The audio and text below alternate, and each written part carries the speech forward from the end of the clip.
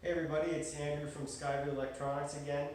I'm here to talk to you about new areas in your home that don't have good TV or internet service right now. For example, we had a customer here who wanted to add a TV in his garage. He's got a sweet man cave area.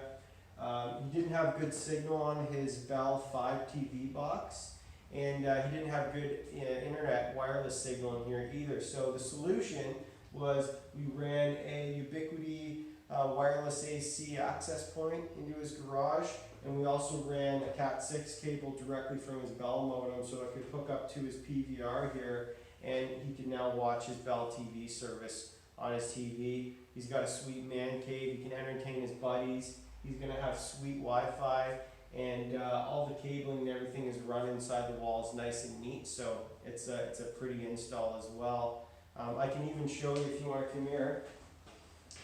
We've got his Cat6 cabling for his PVR box just run up the wall as well, and he's got this junction box here that he can connect his Bell box with. So if this is something that you're wanting, it doesn't matter the area, but if you want to expand your network in your home or get a service that needs better connectivity set up somewhere, give Skyview a call and we'd be happy to help you out.